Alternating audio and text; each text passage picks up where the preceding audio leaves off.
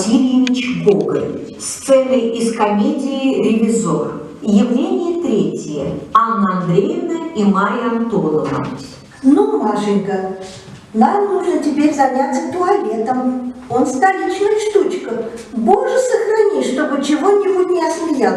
Тебе приличнее всего надеть твое голубое платье с мелкими оборками. Фи, маменька, голубое мне совсем не нравится. И Ляпкина Тяпкина ходит в голубом, и дочь земляники в голубом. Нет, лучше я надену цветное. Цветное?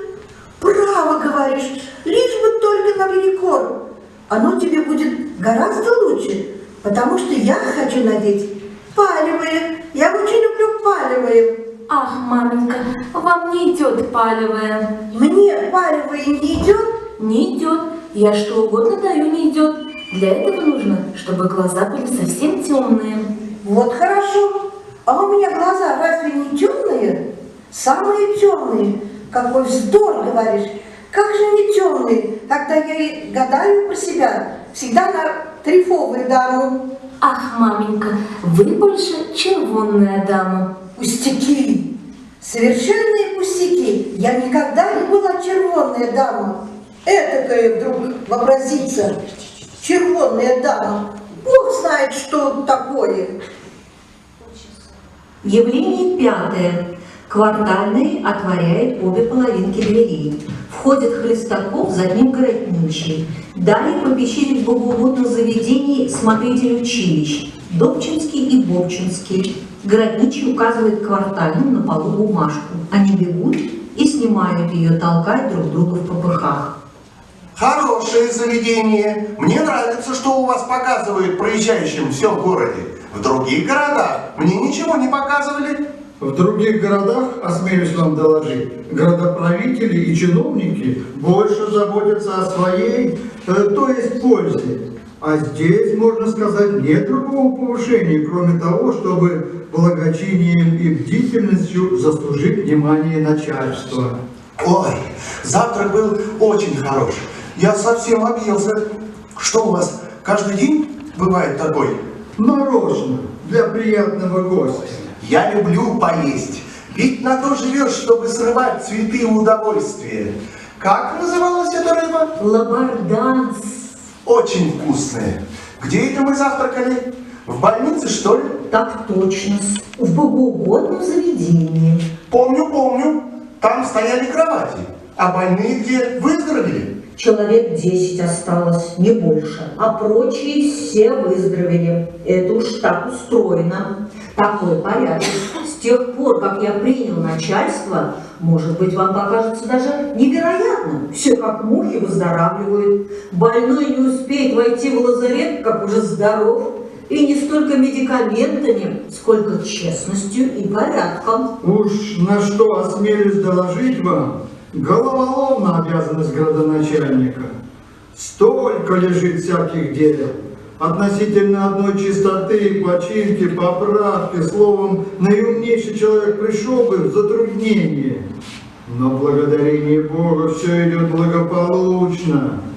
Иной городничий, конечно, радел бы о своих выгодах, но верите ли, что даже когда ложишься спать, все думаешь: Господи Боже ты мой, как бы так устроить, чтобы начальство увидело мою ревность и было довольно? Наградит ли оно или нет, конечно, в его воле. По крайней мере, я буду спокоен в сердце, когда в городе во всем порядок, улицы выметены, арестанты хорошо содержатся, пьяниц мало, то чего же мне больше? Ей-ей, и почести никаких не хочу. А оно, конечно, заманчиво, но пред добродетелью все прах и суета. Эко бездельник как расписывает. Дал же Бог такой дар. Это правда. Я, признаюсь, сам люблю иногда заумствоваться. Иной раз прозу, а в другой раз стишки выкинуться. Справедливо. Все справедливо, Петр Иванович. Замечания такие. Видно, что наукам учился. Скажите, пожалуйста, а нет ли у вас каких-нибудь развлечений? обществ, где можно было, ну, например, в карты поиграть. Знаем, голубчик, в чей огород камешки бросаю. Боже, сохрани, здесь и слуха нет о таких обществах. Я карты в руки никогда не брал, даже не знаю, как играть в эти карты. Смотреть никогда не мог на них равнодушно. И если случится увидеть это какого-нибудь бубнового короля или что-нибудь другое, то такое омерзение нападает, что просто плюнешь. Раз как-то случилось, забавляя детей, выстроил будку из карт, да после того всю ночь снились проклятые. Бог с ними. Как можно, чтобы такое драгоценное время убивать на них? А у меня, подлец, выпотировал вчера 100 рублей. Лучше же я употреблю это время на пользу государственную. Ну нет, вы напрасно, однако же. Все зависит от той стороны, с которой кто смотрит на вещь. Если, например, забастуешь, тогда, конечно, гнуть от 3 углов. Нет, не говорите. Иногда очень заманчиво поиграть. Осмелюсь представить семейство мое, жена и дочь. Как я счастлив, сударыня, что имею в своем роде удовольствие вас видеть. Нам еще более приятно видеть такую особу. Помилуйте, сударыня, совершенно напротив, мне еще приятнее. Как можность вы-то так изволите говорить? Для комплимента прошу покорно садиться. Возле вас стоять уже счастье. Впрочем, если так уж непременно хотите, я сяду. Как я счастлив, что наконец сижу возле вас. Помилуйте, я никак не смею принять на свой счет. Я думаю, вам после столицы Вельжевовка показалась очень неприятной. Чрезвычайно неприятный. Привыкший жить компронесье, свете, и вдруг очутиться в дороге, грязные трактиры, мрак невежества. Ой, если признаюсь, не такой случай, который меня так вознаградил за все. В самом деле неприятно. Впрочем, сударыня, в эту минуту мне очень приятно. Как можность, вы делаете много чести. Я этого не заслуживаю. А чего ж не заслуживаете? Вы, сударыня, заслуживаете. Я живу в деревне. Да, деревня, впрочем, тоже имеет свои пригорки и ручейки. Ну, конечно, кто ж сравнит с Петербургом? Эх, Петербург, что за жизнь, право. Вы, может быть, думаете, что я только переписываю? Нет, начальник отделения со мной на дружеской ноге. Это ударит по плечу. Приходи, братец, обедать.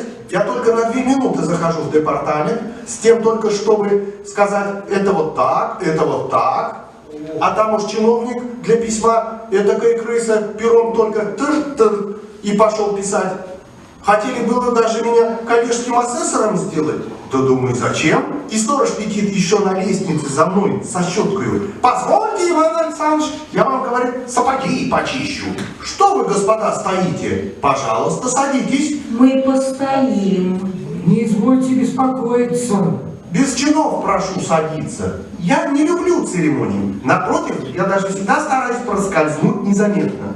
Ну никак нельзя скрыться, никак нельзя. Только выйду куда-нибудь, уже говорят, вон, говорят, Иван Саныч идет. Один раз даже меня приняли за главнокомандующего. Солдаты выскочили с гауптвахты, сделали ружьем.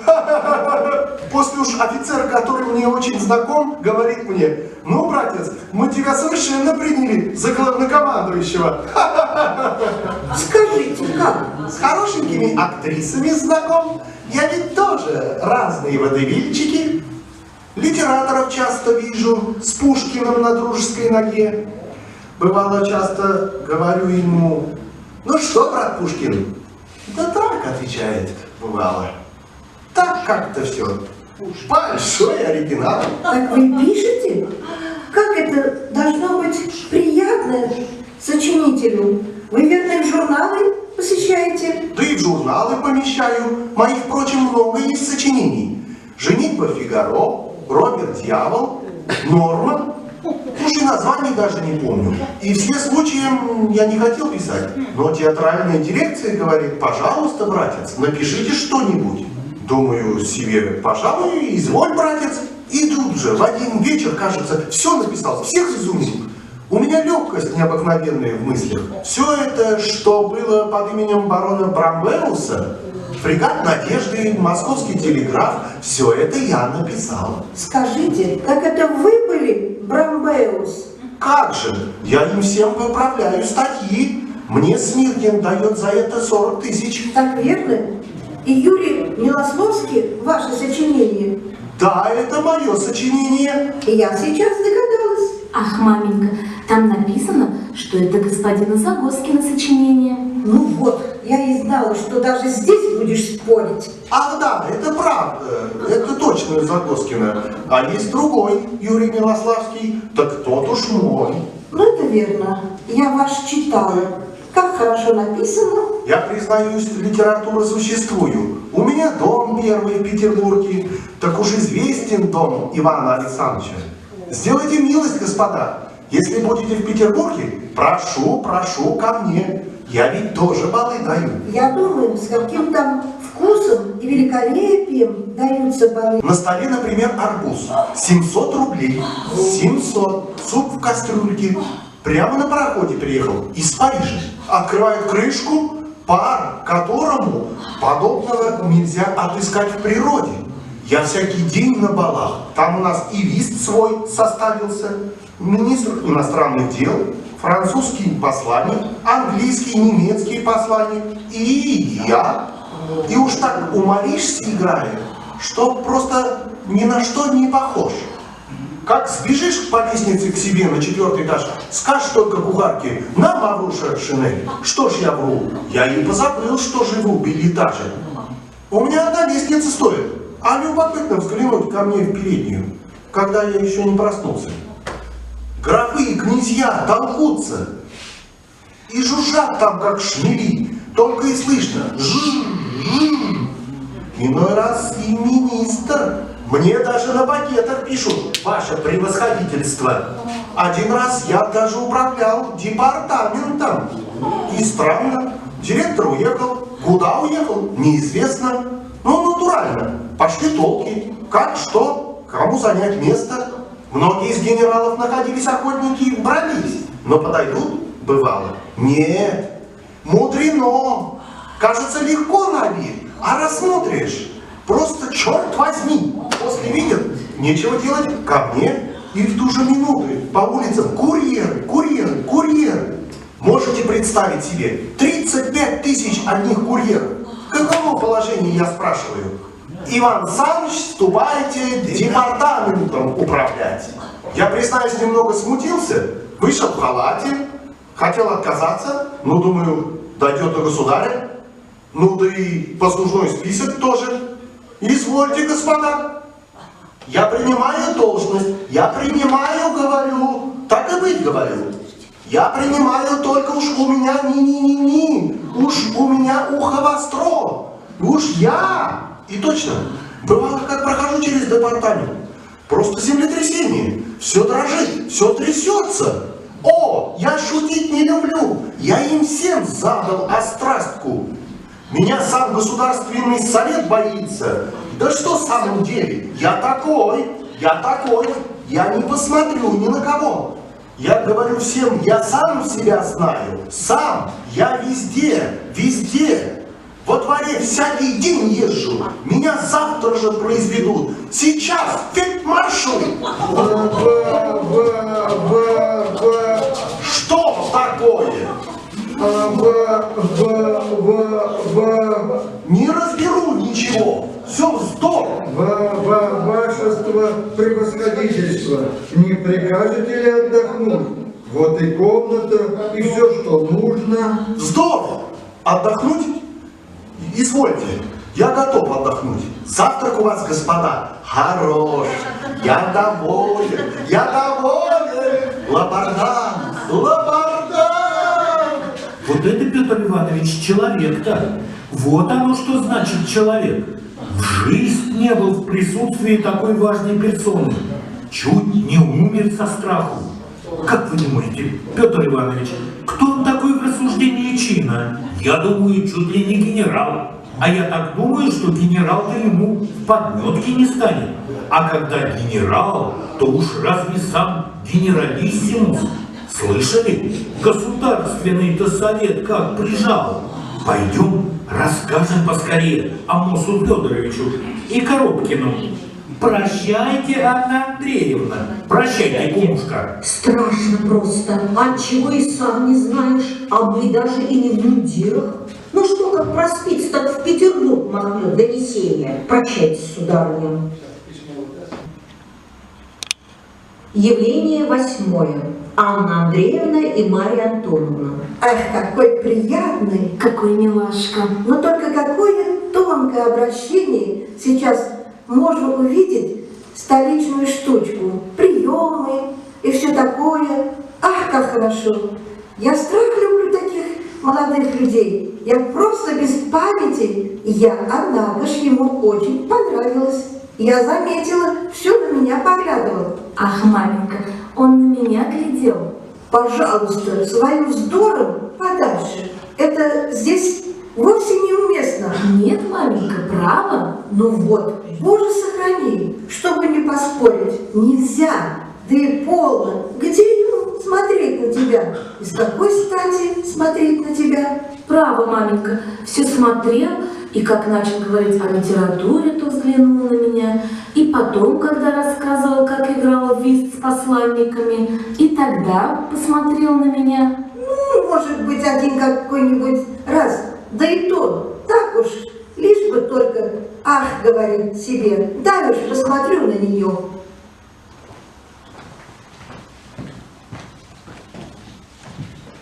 Явление 8. Те же и почмейстер в попыхах с распечатанным письмом в руке. Удивительное дело, господа. Чиновник, которого вы приняли за ревизора, был не ревизором. Совсем не ревизором. Я узнал это из письма, да из собственного его письма. Приносят ко мне на почту письмо. Взглянул на адрес, вижу, в Почтамскую улицу. Я так и обомлел. Ну, думаю себе, верно нашел беспорядки по почтовой части и уведомляет начальство. Взял и распечатал. Как же вы? Сам не знаю. Неестественная сила побудила. Призвал было уже курьера с тем, чтобы отправить его со штафетой. Но любопытство такое одолело, какого еще никогда не чувствовал. Да как же вы осмелились распечатать письмо такой уполномоченной особы? В том-то и штука, что он не уполномоченный и не особо. Что ж он, по-вашему, такое? Не все не то, черт знает, что такое. Как не все не то? Как вы смеете назвать его ни тем, ни сем, да еще черт знает чем? Я вас под арест. Кто? Вы? Да я. Короткие руки. Знаете ли, что он женится на моей дочери, что я сам буду вельможа, что я в самую Сибирь законопачу? Эх, Антон Антонович, что Сибирь? Далеко Сибирь. Вот лучше я вам прочту. Господа, позвольте прочитать письмо. Читайте, читайте, читайте, читайте. Спешу уведомить тебя, душа моя, Тряпичкин, какие со мной чудеса. На дороге обчистил меня кругом пехотный капитан. Так что трактирщик хотел уже было посадить в тюрьму, как вдруг по моей петербургской физиономии и по костюму весь город принял меня за генерал-губернатора. И я теперь живу у Городничего, жуирую, волочусь напропалую за его женой и дочкой. Не решился только, с которой начать. Думаю, прежде с матушки, потому что, кажется, готова сейчас на все услуги. Помнишь, как мы с тобой бедствовали, обедали на шаромышку, и как один раз было, кондитер схватил меня за воротник по поводу съеденных пирожных насчет доходов Аглицкого короля. Теперь совсем другой оборот. Все мне дают взаймы, сколько угодно. Оригиналы страшные, от смеха до глупи. Ты, я знаю, пишешь статейки, помести их в свою литературу. Во-первых, Городничий глуп, как сивый мерин. Не может быть, там нет этого. Читайте сами. Как сивый мерин? Не может быть. Вы это сами написали. Как же бы я стал писать? Читайте, читайте, читайте, читайте. Городничий глуп, как сивый мерин. О, черт возьми, нужно еще повторять, как будто оно там и без того не стоит. Нет, черт возьми, когда уж читать, так читать. Читайте все. Позвольте, я прочитаю. Почмейстер, точь-в-точь, наш департаментский сторож Михеев. Должно быть, так же подлец пьет горькую. Ну, скверный мальчишка, которого вам надо бы высечь. Больше ничего. Надзиратель над богоугодным заведением А что ж вы остановились? Дайте мне, вот у меня, я думаю, получше глаза. Да позвольте уж, я знаю, надзиратель над богоугодным заведением земляника, совершенная свинья в ермолке. И не остроумно. Свинья в ермолке. Где ж свинья бывает в ермолке? Смотритель училищ протухнул насквозь луком. Ей-богу, и в рот никогда не брал лук. Слава богу, хоть по крайней мере обо мне нет. Приехавший по именному повелению из Петербурга, чиновник требует вас сей же час к себе. Он остановился в гостинице.